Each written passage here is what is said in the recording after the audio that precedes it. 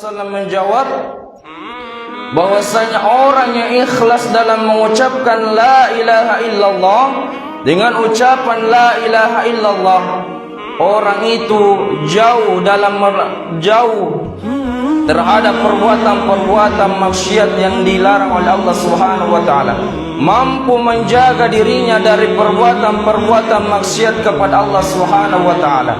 Maka orang yang ikhlas dalam mengucapkan la ilaha illallah, kata Rasulullah, orang itu mampu menjaga dirinya dari hal-hal yang diharamkan oleh Allah Subhanahu wa taala. Jemaah dimuliakan Allah Subhanahu wa taala, la ilaha illallah artinya tidak Tuhan selain Allah Subhanahu wa taala.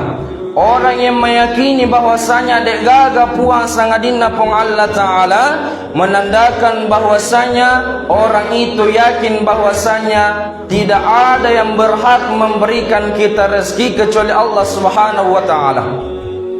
Hadirin dimuliakan Allah Subhanahu wa taala, kita harus yakin bahwasanya rezeki yang kita miliki itu mutlak dari Allah Subhanahu wa taala.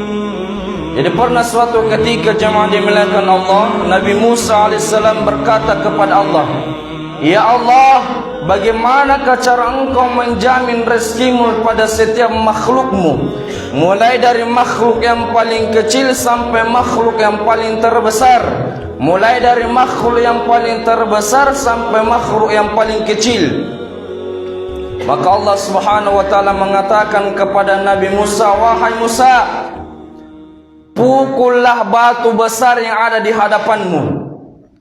Maka Nabi Musa alaihissalam menggunakan tongkatnya jemaah dimuliakan Allah untuk memukul batu besar yang ada di hadapannya. Ternyata setelah batu besar itu dipukul oleh Nabi Musa alaihissalam, maka batu itu terbelah menjadi dua. Ternyata masih ada batu di dalamnya. Maka Allah kembali memerintahkan Nabi Musa, "Wahai Musa, pukul kembali batu itu."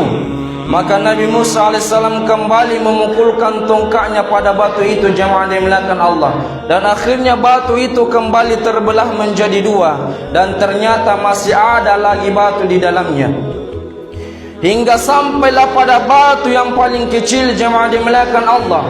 Setelah sampai pada batu yang paling kecil, Nabi Musa alaihissalam mengangkat batu yang paling kecil itu.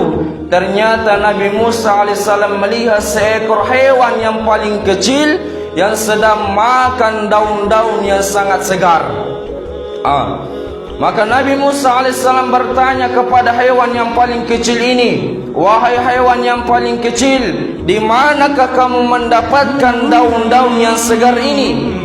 Maka hewan yang paling kecil ini mengatakan dengan izin Allah, "Wahai Nabi Musa, ketahuilah bahwasanya daun-daun yang segar yang sedang aku makan ini adalah dari Allah Subhanahu wa taala." Hadirin dimuliakan Allah, maka benarlah firman Allah Subhanahu wa taala di dalam surah Hud ayat 5 ayat 6, "Wa ma min dabbatin fil ardh," dan tidaklah semua makhluk Allah yang hidup di atas muka bumi ini, "illa 'alallahi rizquha," kecuali Allah sudah menjamin rezeki setiap makhluknya jemaah dimuliakan Allah.